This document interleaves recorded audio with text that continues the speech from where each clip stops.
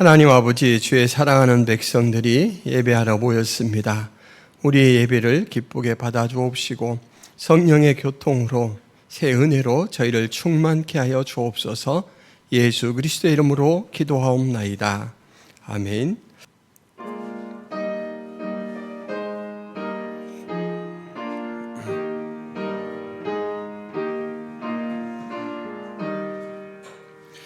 멸류관 벗어서 주 앞에 드리세. 저 천사 기쁜 노래가 온 땅에 퍼지네. 내 혼악 깨어서 주 찬송하여라. 온 백성 죄를 속하신 만왕의 왕일세. 멸류관 벗어서 주 앞에 드리세. 그 손과 몸의 상처가 영광 중 빛나네. 하늘의 천사도 그 영광 보고서 고난의 신비 알고자 늘 흠모하도다. 멸류관 벗어서 주 앞에 드리세. 온 세상 전쟁 그치고 참 평화 오겠네. 주 보좌 앞에서 온 백성 엎드려 그 한량없는 영광을 늘 찬송합니다.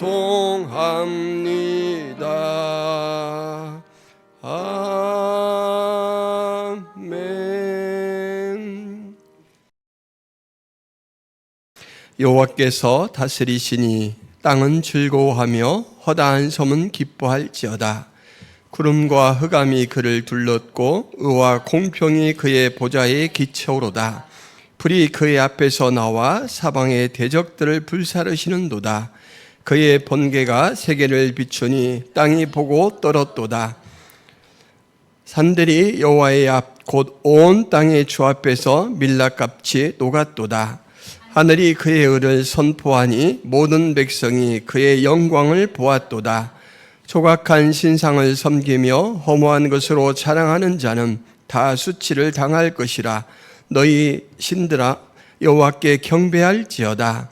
여호와여, 시온이 주의 심판을 듣고 기뻐하며 유다의 딸들이 즐거워하였나이다. 여호와여, 주는 온 땅 위에 지존하시고 모든 신들보다 위에 계시니이다. 여호와를 사랑하는 너희여, 악을 미워하라. 그가 그의 성도의 영혼을 보존하사 악인의 손에서 건지시느니라. 의인을 위하여 빛을 뿌리고 마음이 정직한 자를 위하여 기쁨을 뿌리시는도다. 의인이여, 너희는 여호와로 말미암아 기뻐하며 그의 거룩한 이름에 감사할지어다. 아멘. 전능하사 천지를 만드신 하나님 아버지를 내가 믿사오며 그 외아들 우리 주 예수 그리스도를 믿사오니 이는 성령으로 잉태하사 동정녀 마리아에게 나시고 본디오 빌라도에게 고난을 받으사 십자가에 못 박혀 죽으시고 장사한 지 사흘 만에 죽은 자 가운데서 다시 살아나시며 하늘에 오르사 전능하신 하나님 우편에 앉아 계시다가 저리로서 산 자와 죽은 자를 심판하러 오시리라. 성령을 믿사오며 거룩한 공회와 성도가 서로 교통하는 것과 죄를 사하여 주시는 것과 몸이 다시 사는 것과 영원히 사는 것을 믿사옵나이다. 아멘.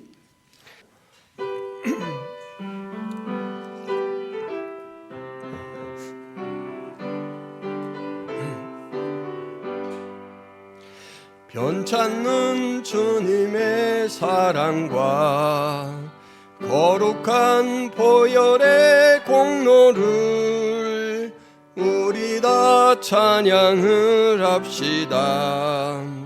주님을 만나볼 때까지 예수는 우리를 깨끗게 하시는 주시니 그의 피 우리를 눈보다 더 희게 하셨네. 우리를 깨끗게 한 피는 무궁한 생명의 물일세. 생명의 구원을 받은 자 하나님 찬양을 합시다. 예수는 우리를 깨끗게 하시는 주시니 그의 피 우리를 눈보다 더 희게 하셨네. 주님의 거룩한 보혈을 날마다 입으로 간증해 담대히 싸우며 나가세.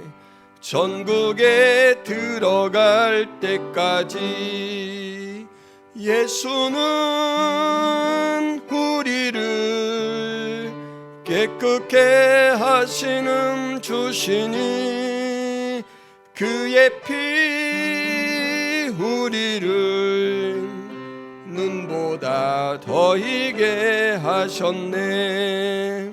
십자가 단단히 붙잡고 날마다 이기며 나가세.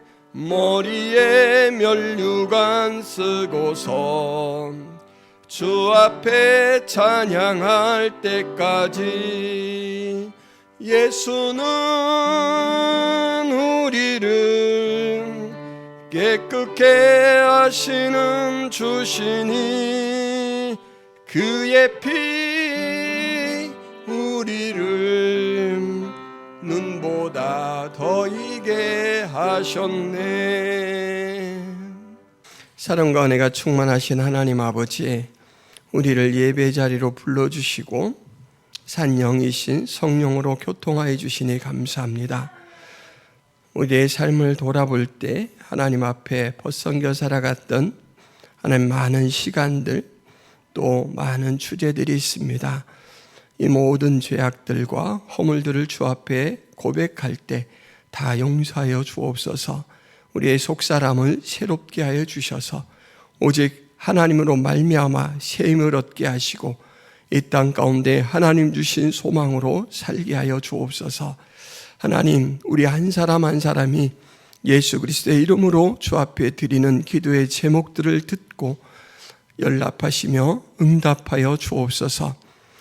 우리의 모든 삶이 주의 말씀 가운데 온전히 정립되게 하여 주옵시고 그 안에서 기뻐하는 삶을 누릴 수 있도록 도와주옵소서. 또한 교회를 이곳에 세워주신 은혜를 감사합니다.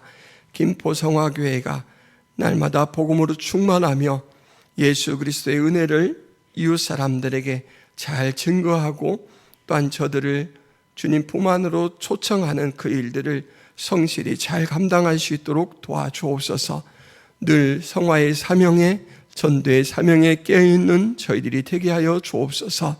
하나님, 또 어지러웠던 나라 전국을 우리 하나님께서 안돈시켜 주시고 또 평화롭게 모든 일정들을 잘 해결해 나가 주시니 너무 감사합니다. 이제 시작입니다. 순적하게 모든 상황들이 진행되어서 모든 국민들이 안심하고 생활할 수 있도록 도와주옵시고 또 모든 국민들이 서로 위하고 협력하는 가운데 나라가 더욱더 발전되어 갈 수 있도록 도와주옵소서. 이 세계가 주의 은혜 가운데 평화롭기를 소원합니다. 곳곳에 터져 있는 전쟁을 종식시켜 주옵소서. 국가 이기주의와 집단 이기주의의 마음으로 많은 사람들을 살상하고 있사온데 하나님, 우리가 살아계신 하나님을 바라보며 우리를 점검하며 그러한 전쟁들에서 손을 떼게 하여 주옵소서. 오늘도 우리의 모든 기도와 예배를 기쁘게 받으시고 흡양해 주실 것을 믿사오며 예수 그리스도의 이름으로 기도하옵나이다. 아멘.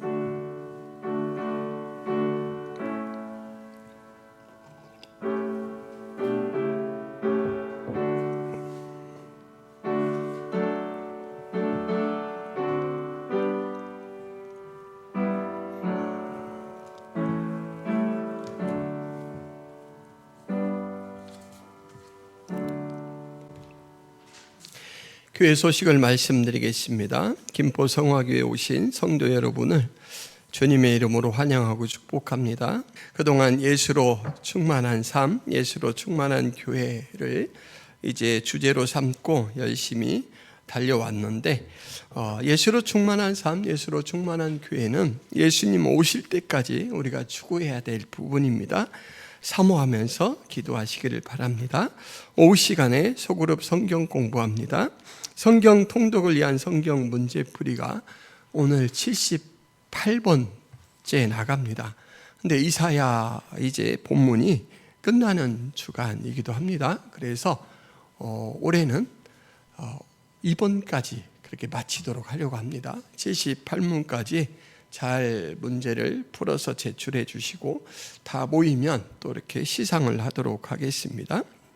전도가 18일 수요일에 있습니다. 퀼트 모임이 21일 토요일에 있습니다. 후원하는 선교사님, 이길 한마음 선교사님, 김경민 목향이 선교사님 위해서 계속해서 기도해 주시기를 바랍니다. 김포 성화교회 예배는 유튜브 창에 언제든지 김포 성화교회를 검색하시면 함께 하실 수 있습니다. 이상입니다.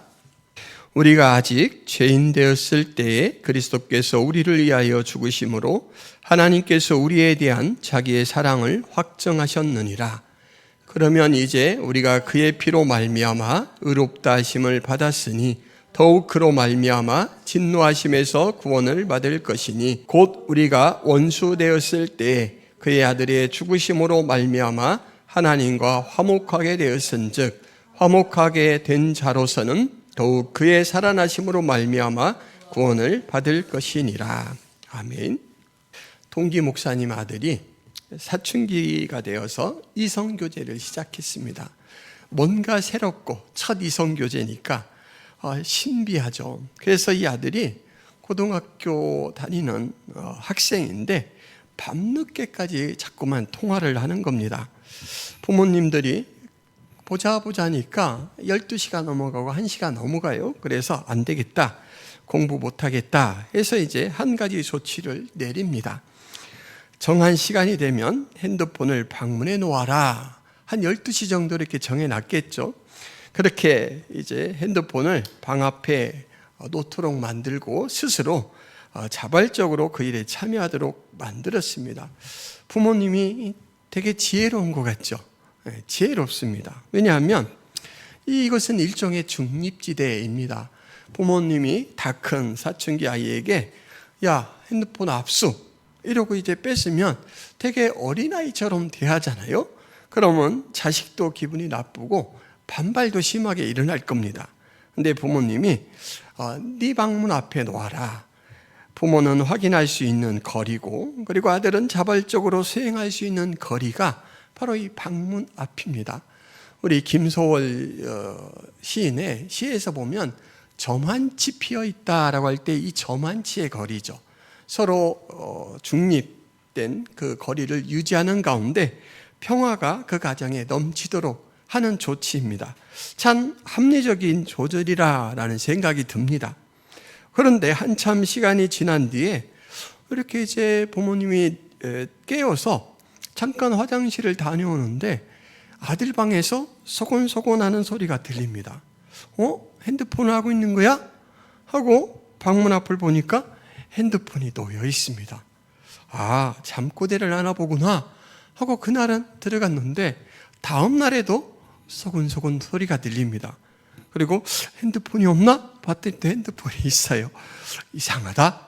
하고 이제 다가가서 핸드폰을 이렇게 들여봤더니 세상에 이 핸드폰은 바꾸기 전에 아들이 몇 년간 사용했던 구형 핸드폰입니다. 야! 누구야? 너 어떻게 부모를 속일 생각을 하는 거야? 다시 한번 우리를 속이려 들면 유치하지만 내 폰을 우리 방에 보관할 테니 알아서 해. 구형폰은 압수다 하고 이제 폰을 가져갔어요. 구형폰은 아빠 방 서랍에 잘 모셔놨습니다. 그리고 한참 시간이 흘렀습니다. 어느 날부터인가 또 소곤소곤 접선 소리가 들립니다. 이번에도 분명 핸드폰은 방 앞에 놓여 있어요. 그래서 다시 살금살금 다가가서 핸드폰을 딱 들어봤더니 앞불사 껍데기밖에 없습니다. 껍데기밖에 없어요. 여러분, 이 아들을 어떻게 해야 할까요? 공부에 크게 방해되지 않도록 배려한 부모님의 저만치 만들어 놓은 이 중립지대를 이 묘봉책의 기만전술로 이렇게 덮고 하고 싶은 대로 하는 이 아들. 밥을 굶기겠습니까? 가방을 빼앗겠습니까? 아니면 차라리 야, 너 기발한데 어디 가서 굶지는 않겠어? 어디 가서 꼭 살아날 것 같아?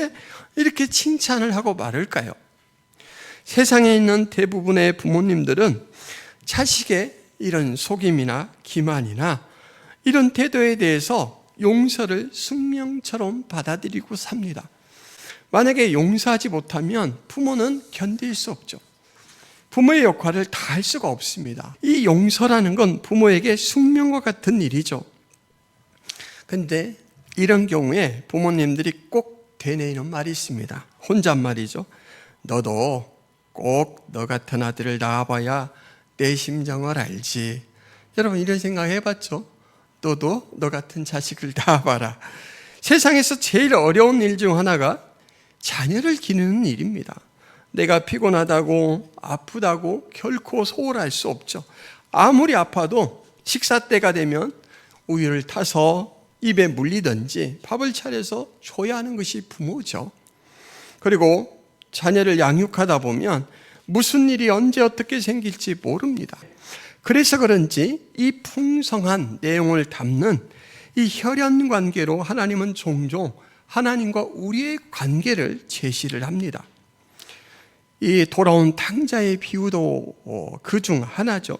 그런데 성경에서는 하나님과 우리를 혈연 관계 말고 또 하나의 관계로 이야기를 전개해 나가는데 그 또 하나의 관계는 바로 계약 관계입니다.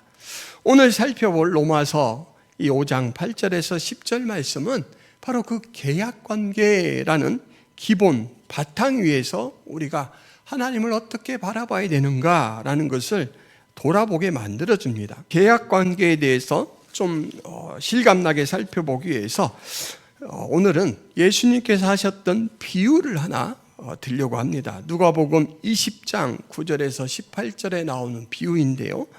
이것은 마태복음에도 마가복음에도 나옵니다. 한 사람이 포도원을 만들었습니다. 여러분, 포도원을 만들 때 돈이 얼마나 들까요?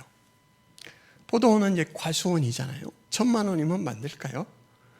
부지를 매입하고 묘목을 구입하고 인부들을 고용해서 여러 날 묘목을 심습니다.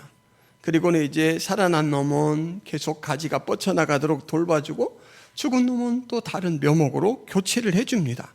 그렇게 해서 한 3년 정도 지나야 이 포도원은 수확이 가능하죠. 묘목만 심으면 되는 게 아니고 울타리도 튼튼하게 만들어줘야 야생동물들이 포도를 따먹는 것을 예방하죠. 그리고 이제 중장비를 동원해서 배수로도 깊이 팝니다. 그래서 이 심어놓은 묘목들이 잘 자랄 수 있도록 이렇게 만들어줍니다. 그래서 과수원을 처음 만들 때는 초기 비용이 아주 많이 듭니다. 아마 몇 천만 원 들어갔을 것 같습니다. 면적에 따라 다르겠지만 한 200평만 만든다 하더라도 몇 천만 원 들어갔을 것 같아요. 이렇게 공들여 만든 포도원을 주인이 주변에 있는 농부들에게 임대를 주고 먼 타국에 가서 오래 살게 되었습니다. 수확할 시기가 되었을 때 약속한 임대료를 받기 위해서 이 주인이 대리인을 보냈습니다. 농부들은 이 대리인을 잘 맞이해서 합당한 이 소출을 나눠줘야 되잖아요. 그래야 이제 다음 해에도 경작할 수가 있고 그 다음 해에도 경작할 수가 있잖아요. 그런데 이 농부들은 달라집니다. 대리인이 와서 내가 주인의 전권을 이임받은 이 대리인인데 얼마 양을 주셔야 되죠 라고 했더니 아주 그냥 무시를 하고 오히려 때리고 상해를 입혀서 내쫓아 버렸습니다. 이 소식이 포도원 주인에게 들렸어요. 포도원 주인이 엄청 화가 나겠죠. 근데 주인이 온화한 사람입니다. 그래서 다시 대리인을 파견했어요. 조금 더 많은 사람. 그런데 또 이 농부들이 결탁을 해서 또 똑같이 행동을 한 거예요. 돈은 안 주고 상해를 입혀서 또 내쫓았습니다. 세 번째 주인이 사람을 다시 보냈습니다. 그런데 여러분, 한번 탐심에 눈이 어두워진 농부들이 태도를 고칠 리가 없죠. 똑같이 했습니다. 지금 농부들은 탐심을 부리고 있습니다. 포도원에서 나는 수입을 독차지하려고 합니다. 임차인의 권리를 묵살하고 부정합니다. 명백한 계약 위반이죠. 여러분, 이런 때 어떻게 해야 될까요? 이제 주인은 내용 증명을 보내야겠죠. 아주 이 배은망덕입니다. 수입을 독차지하고 이 임차인인 주인의 권리를 무시하는 것 정도로 끝나는 게 아니라 사실 이 농부들은 더 큰 탐욕을 품고 있습니다.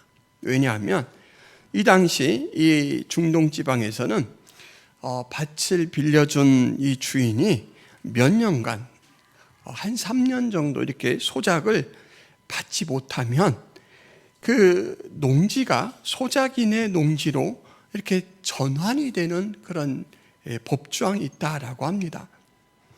우리나라에도 그런 조항이 있을까요? 어떻게 생각합니까?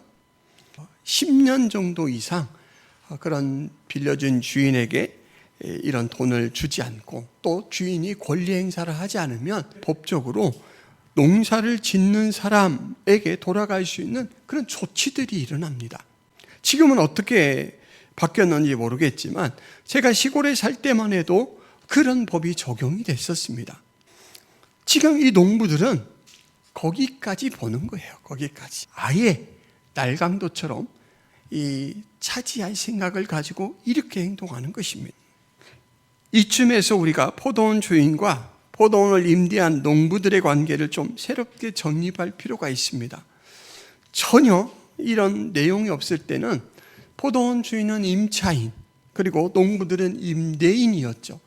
그런데 받으려고 하는데 안 줘요. 거기에다가 그렇게 큰 투자를 해서 마련한 포도원을 아예 그냥 날로 먹겠다, 이런 생각을 가지고 있습니다. 여러분, 여러분이 주인이라면 이런 농부들을 뭐라고 부르겠습니까? 원수입니다. 원수. 포도원 주인에게 농부들은 어떤 사람이냐라고 할 때 가장 합당한 단어가 원수예요. 원수. 내 것을 그냥 자기 것처럼 착복하려고 하는 그런 독식자, 나의 권리를 부정하고 내 자리를 탐하는 자, 철천지 원수라고 할 수 있죠. 정말 우리 인간 사회에서도 있으면 안 되는 배신입니다. 그런데 사실 이 관계가 하나님과 우리와의 관계가 되었습니다. 우리를 창조하시고 하나님께서 다른 창조한 모든 피조물들을 우리에게 다스리도록 맡겨주셨어요. 우리를 대리 통치자로 세워주셔서 세상 어떤 피조물보다 우리를 영광되게 만드셨습니다. 그런데 우리는 그것으로 만족하지 않았습니다. 그래서 대리 통치하는 것으로는 저는 만족하지 못하겠습니다. 내 인생은 나의 것입니다 라고 하면서 하나님을 부인하고 하나님의 소유권을 부정하고 악독하게 행동하였습니다. 그것이 바로 아담이 처음 지었던 원죄이고, 이제 그 아담의 죄성이 우리에게 계속 유전되면서 우리 또한 그러한 태도로 살아가고 있습니다. 하나님은 첫 번째 대리인을 보내고 두 번째 대리인을 보내고 세 번째 대리인을 보냈습니다. 거기까지 말을 듣지 않자 하나님께서는 우리에게 마지막 사절을 보냈습니다. 그 마지막 사절이 오늘 계속해서 등장하고 있는 그의 아들입니다. 하나님의 아들을 마지막 사절로 보내셔서 마지막 기회다라는 것을 우리에게 계속 알려주셔요.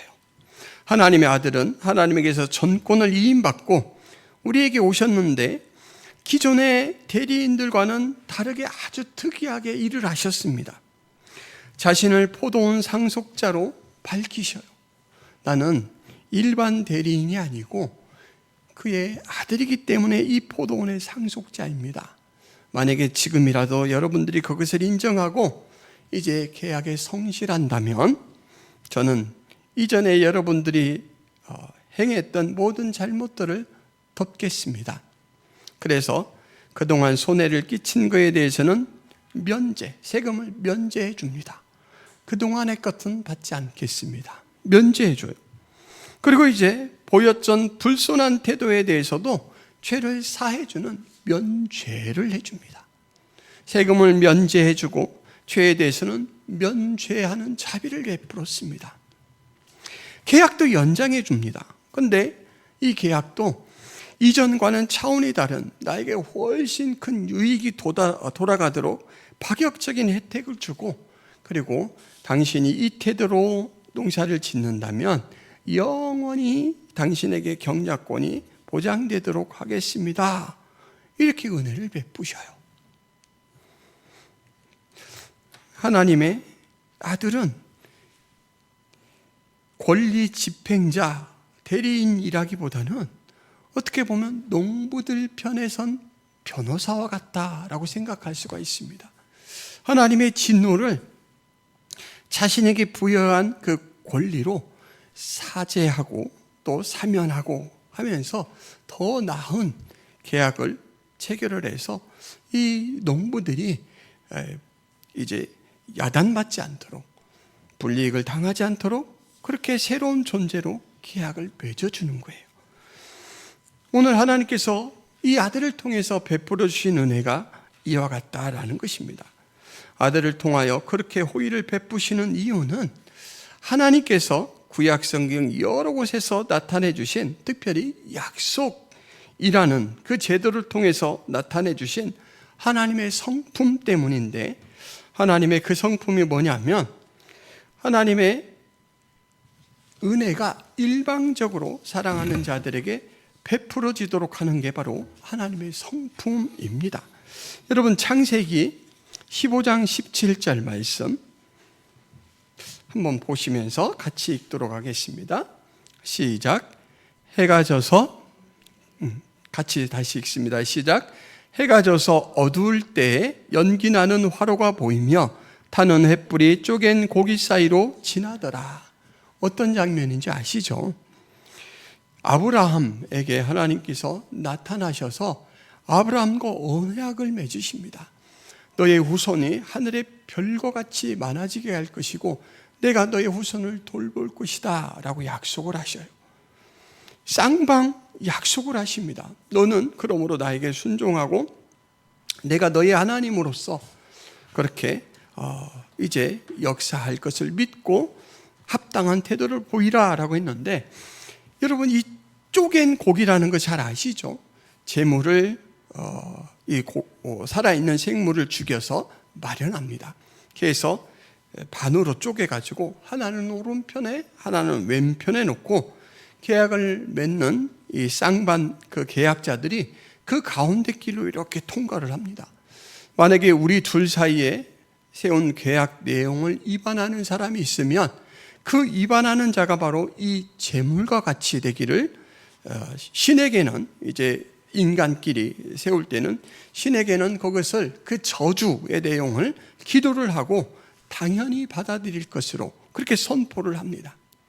그런데 하나님께서 하나님과 사람인 아브라함 사이의 언약을 맺어주실 때 사람의 방법, 사람의 모양으로 이 계약을 맺어주심으로써 사람에게 훨씬 잘 이해할 수 있도록 그렇게 나타내 주셨는데, 이때 이 쪼개진 고기 사이를 아브라함과 같이 지나가자가 아니고 아브라함에게는 아무 말씀도 안 하시고 하나님이 바로 하나님을 상징하는 타는 횃불로 슉 지나가셨습니다. 그러니까 아브라함의 행동과 상관없이, 약속 이행과 상관없이 하나님께서는 반드시 지키시겠다라는 맹세를 단독적으로 하신 겁니다. 그래서 아브라함의 후손들이 그렇게 하나님을 배반하는데도 불구하고 하나님은 끊임없이 아브라함의 자손을 돌보셨습니다. 또 같은 내용이 사무엘하 7장 14절 16절에 보면 바로 다윗이 성전을 지으려고 할 때 그에게 나타나셔서 하나님께서 또 일방적으로 해주신 약속으로 이렇게 드러납니다. 14절부터 제가 읽어드리면, 나는 그에게 아버지가 되고 그는 내게 아들이 되리니 그가 만일 죄를 범하면 내가 사람의 매와 인생의 채찍으로 징계하려니와 내가 내 앞에서 물러나게 한 사울에게서 내 은총을 빼앗은 것처럼 그에게서 빼앗지는 아니하리라. 내 집과 내 나라가 내 앞에서 영원히 보존되고 내 왕위가 영원히 견고하리라 하셨다 하라. 하나님께서 성전을 짓겠다라는 다윗에게 아니야, 오히려 내가 너의 집을 지어주겠다라고 말하면서 이제 나의 성전은 내 다음 내 아들이 짓게 될 터인데 내가 그를 이렇게 돌보겠다, 또 내 왕위를 이렇게 지키겠다라고 해주시는 일방적인 약속입니다. 근데 그 약속의 내용에 보면 잘못할 때라는 말을 합니다. 그가 만일 죄를 범하면 이라고 말하죠. 그때 하나님은 버리지 않고 인생의 채찍으로 징계하겠다, 매와 인생의 채찍으로 징계하겠다, 훈육해서 바른 길로 돌아세우겠다라는 말씀입니다. 그리고 내 나라, 내 영원한 왕위가 영원히 보존되도록 내가 지키겠다, 이렇게 말씀하셔요. 이 말씀에 준해서 오늘 우리가 바로 그 약속의 성취자인 예수 그리스도 때문에 이곳에 하나님의 은총 가운데 서게 된 것입니다. 여러분, 오늘 읽은 본문 두 가지 문장으로 압축이 될 수가 있습니다. 8절, 9절 섞어서 8절, 10절 섞어서 보면 같은 의미가 이중으로 반복이 되는데, 우리가 아직 죄인 되었을 때 그리스도께서 우리를 위하여 죽으심으로 우리가 그의 피로 말미암아 의롭다 하심을 받았다. 죄인의 신분이었는데 예수 그리스도가 우리를 위하여 죽으심으로 우리가 의롭게 되었다라는 말씀입니다. 그리고 8절과 10절을 이제 같이 섞어서 읽으면 우리가 원수 되었을 때 그의 아들의 죽으심으로 말미암아 하나님의 진노하심에서 구원을 받아 하나님과 화목하게 되었다. 10절 말씀에서는 원수라는 상태에서 하나님의 진노에서 벗어나서 구원을 받고 화목을 얻었다, 이렇게 말합니다. 같은 의미라고 말씀을 드렸죠. 그 8절, 9절에 있는 죄인이라는 말과 10절에 있는 원수라는 말이 동등하죠. 같은 의미를 나타내고, 그리고 의로움이라는 말과 화목이라는 말이 같은 의미죠.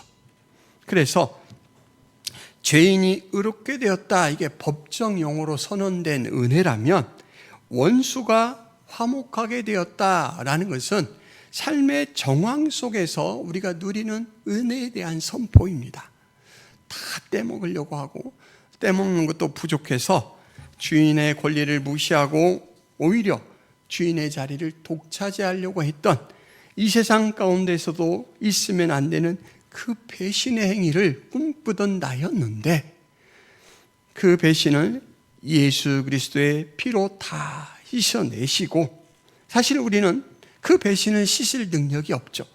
그런데 오직 하나님의 일방적인 은혜로 예수 그리스도를 보내셔서 그 피로 다 씻어내시고 이제 우리를 의로운 자, 화목한 자로 만드셨다라는 것이 오늘 이 본문 말씀의 주요 내용입니다.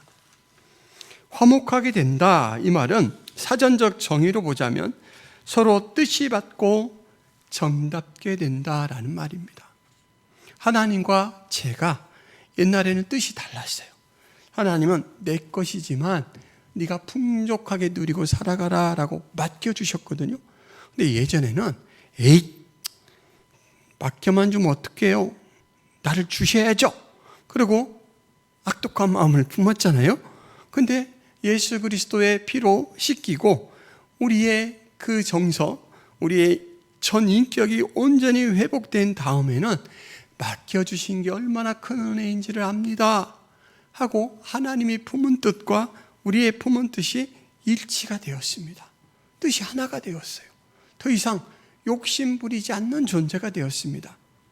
그리고 뜻이 맞고 그 다음에는 뭐라고 말한다고요? 정답다. 여러분, 정답다. 누구를 만날 때 여러분은 정답습니까? 아마 저에게 돈을 받을 사람을 만날 때는 정답지 않을 거예요. 그렇죠? 만약에 월세를 내야 되는데 제가 한 5개월 밀렸어요. TV 같은 데 보면 막 신발도 벗어서 없는 채 하고 주인의 집 앞을 지나갈 때는 소리도 안 내면서 슬쩍슬쩍 안 만나려고 이렇게 가잖아요. 정다운 관계가 아닙니다. 무언가 속된 용어로 캥기는 게 있으면 정다운 관계가 될 수 없어요. 근데 하나님과 우리의 관계는 정다운 관계가 되었습니다. 왜요? 예수 그리스도께서 그 두 관계 사이에 윤택하게 하는 작용을 하시기 때문입니다. 하나님이 우리를 만날 때는 항상 예수 그리스도라는 바탕 가운데 만난다라고 말씀을 드렸죠. 저를 볼 때는 항상 예수 그리스도의 보혈의 피를 통과해서 투과된 상태로 보십니다. 그래서 예수 그리스도 안에 있는 한 영복 이렇게 보셔요. 여러분 각자를 그렇게 보십니다. 그래서 여러분들은 항상 하나님 앞에 늘 뜻이 맞는 누구누구, 정다운 누구누구로 발견이 되는 것이죠. 우리가 깨뜨린 하나님과의 화목을 유감스럽게도 우리는 다시 회복할 수 없는데 오늘 말씀해 보니까 하나님의 아들이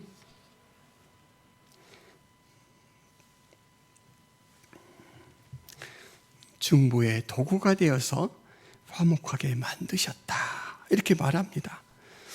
구약 배경으로 보자면 레위기 9장 4절에 또 화목제물을 위하여 여호와 앞에 드릴 숫소와 순양을 가져오고 또 기름 섞은 소제물을 가져오라 하라. 오늘 여호와께서 너희에게 나타내실 것임이니라 이렇게 말씀을 하셨습니다. 하나님과 백성 사이에 만나려면 그 중간 절차가 뭐냐면 짐승을 잡아서 제물로 하나님 앞에 번제를 드리는 화목 제사를 드려야 됩니다. 근데 이 화목 제물이 바로 신약에 화목하게 하는 일을 성취하게 하는 그 예수 그리스도의 생명, 이것으로 상징이 되고 있습니다.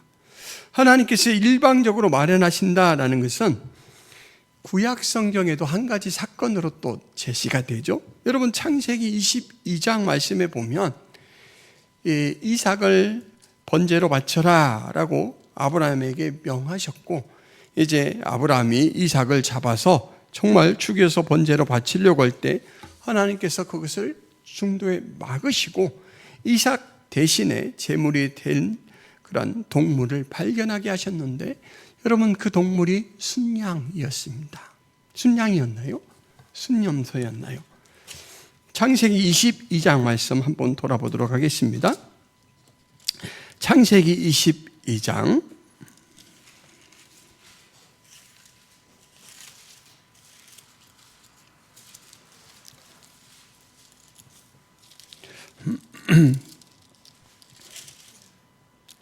13절 말씀에 나오네요.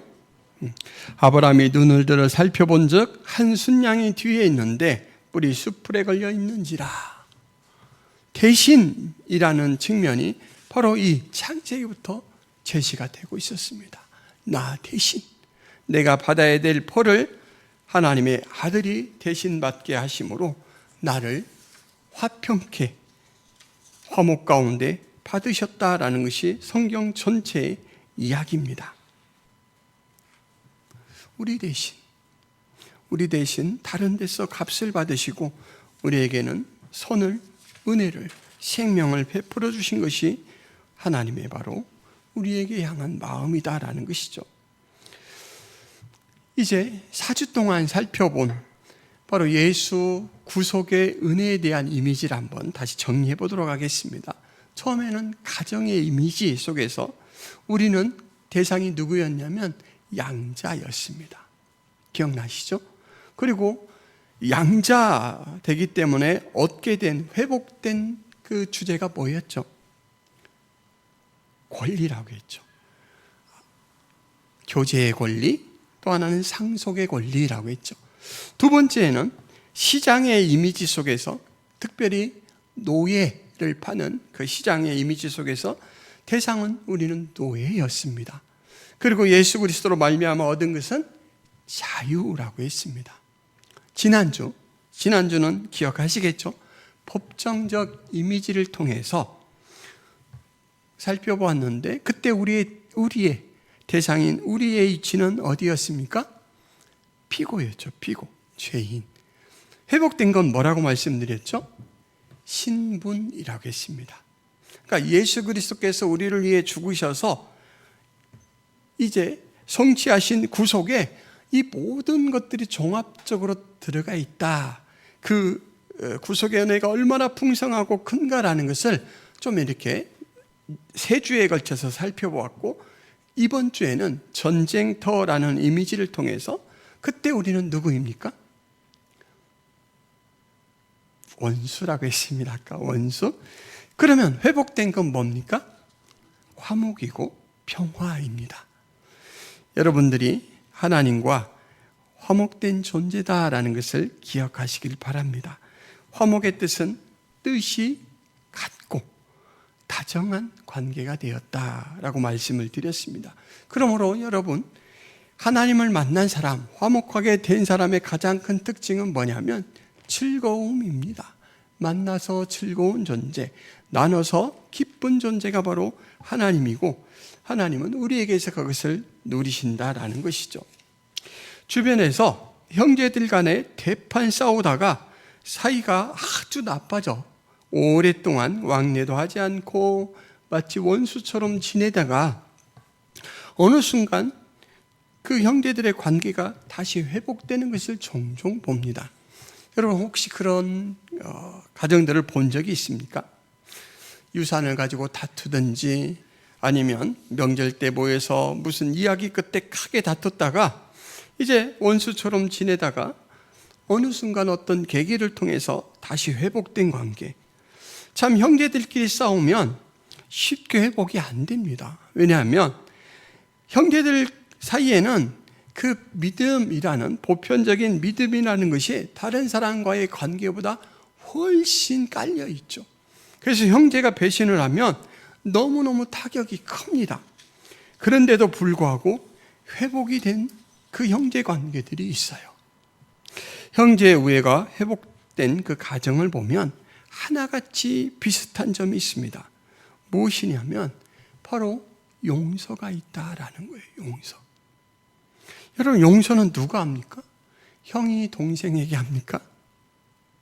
꼭 그렇다고 할 수 없습니다. 용서는 항상 잘못이 없는 쪽이나 잘못이 적은 쪽이 잘못한 쪽에 대해서 하는 것이죠. 그러니까 형제 간에 원수지간이 되었다가 다시 회복되었다면 용서하는 쪽이 동생이든 가난한 사람이든 하여간 어쨌거나 은혜를 베푼 거예요.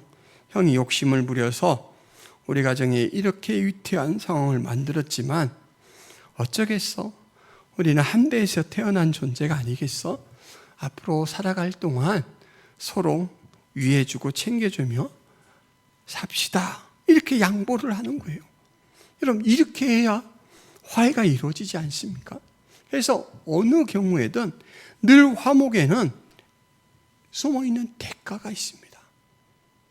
하나님의 우리와 화목을 이루기 위해서 지불하신 대가는 바로 하나님의 아들, 하나님의 아들의 생명이다라는 것을 기억하시길 바랍니다.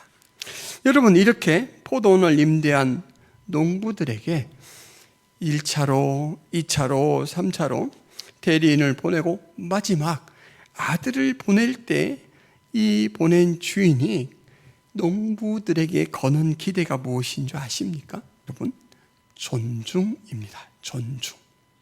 존중은 인격적인 존재가 인격적 대상에게 보일 수 있는 최고의 자세죠. 그 아들을 그 보낸 아버지와 연관시켜서 존중하는 것, 최선을 다해서 대하는 것, 예의를 갖춰서 대하는 것, 이것이 아버지가 바라는 농부들에 대한 기대입니다. 이렇게 말씀이 기록되어 있습니다. 내 사랑하는 아들을 보내니니 그들이 혹 그는 존대하리라. 존대하리라. 존중하는 것으로 족하다라는 것이죠. 말씀을 마치겠습니다. 오늘 우리는 하나님이 우리에게 예수 그리스도를 통해서 베푸신 은혜가 무엇인가를 살펴보았는데, 바로 배신자에게 원수로 취급하고 아주 지독한 벌을 내리는 것이 아니라 하나님의 아들의 생명을 통해서 화해시키시고 그 화해 속에서 화목한 존재로, 뜻을 합치는 존재로, 또 다정하고 다감한 그 존재로 만나주시는 은혜를 베푸셨다라는 부분입니다. 이제 그 은혜를 받은 사람이 보일 수 있는 최고의 태도는 먼저는 존중입니다. 그 사랑에 대한 존중, 또 그 사랑을 성취하기 위해서 하나님께서 쓰신 수단에 대한 존중, 그리고 더 나아가서는 그 사랑을 기억하고 그 사랑을 재생산하는 자로 살아가는 것입니다. 아까 말씀드린 대로 형제를 원수처럼 대하게 되었던 그런 상처를 덮고 은혜로 싸매고, 나도 예수님처럼 용서하는 자로 살겠다, 용서하는 자로, 화목하게 하는 자로, 평화를 만드는 자로 살겠다라는 것이 우리가 보일 수 있는 최선의 모습이다라는 것이죠. 그러한 삶을 살기를 바랍니다. 이것이 우리가 은혜에 보답하는 방법이고 우리가 영광스럽게 되는 방법입니다. 기도하겠습니다. 하나님, 원수인 우리들에게 오로지 해결할 수 없는 그 방법을 하나님께서 스스로 동원하셔서 화목케 하시고 화평을 허락하여 주시니 감사합니다. 그 사랑의 가치와 무게를 저희들이 깨닫고 느끼며 항상 품고 살아갈 수 있도록 도와주옵소서.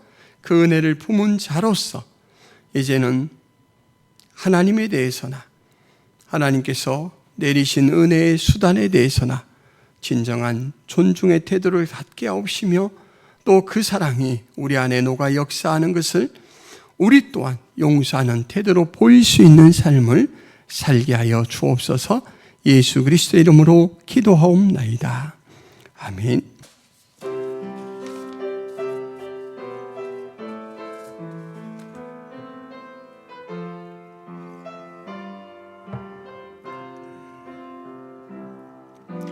주님 다시 오실 때까지 나는 이 길을 가리라. 좁은 문, 좁은 길, 나의 십자가 지고 나의 가는 이 길 끝에서 나는 주님을 보리라. 영광의 내 주님 나를 맞아주시리. 주님 다시 오실 때까지 나는 일어나 달려가리라. 주의 영광 온 땅 덮을 때 나는 일어나 노래하리. 내 사모하는 주님 온 세상 구주시라.